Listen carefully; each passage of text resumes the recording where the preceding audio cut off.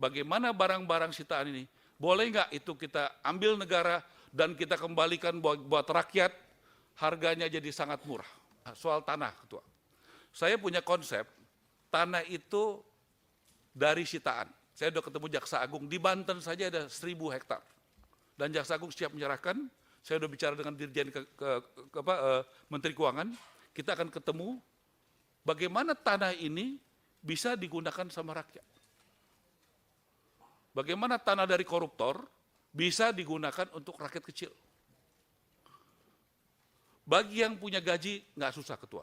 Kalau itu Ketua bisa bantu saya, supaya mereka punya tanah, mereka punya gaji, ASN yang nggak pernah punya rumah, tentara yang nggak punya rumah, banyak sekali guru-guru yang nggak punya rumah, punya harapan Ketua.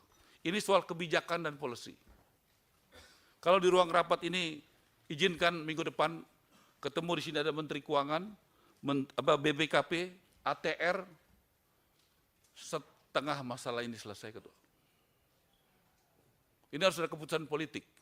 Bagaimana barang-barang sitaan ini, boleh nggak itu kita ambil negara dan kita kembalikan buat rakyat, harganya jadi sangat murah. Jadi kita langsung berjalan Ketua. Terakhir Ketua, Bapak Presiden di Magelang meminta kita tidak menjadi Superman, tetapi menjadi super team. Kita semua anak buahnya. Apa yang saya lakukan dari Magelang, kita langsung ke rumah susun di Pasar Rumput. Itu 2 tahun lalu sudah kami serahkan dari perumahan kepada DKI. 1.984 unit kurang lebih. 2 tahun lalu. Yang baru dipakai kurang lebih 400 untuk korban kebakaran di Manggarai. Yang masih kosong kurang lebih 1.400. Puji Tuhan Ketua. Waktu Tuhan memang nggak bisa dilawan ya. Jadi saya dan Mendagri datang, itu mereka sudah mau pasarkan, bukan mau, sudah pasarkan dengan harga 3,5 juta untuk disewakan per bulan. Untuk kita punya PJ Gubernur yang punya hati.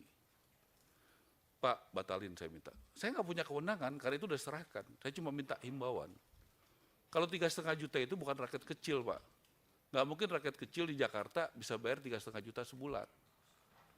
Nah akhirnya kita hitung, itu kebutuhannya itu kurang lebih 18 M setahun, di breakdown 1,5 miliar per bulan, itu ketemu angka 1,250, PD Pasar Jaya mengelola tidak rugi, tidak untung.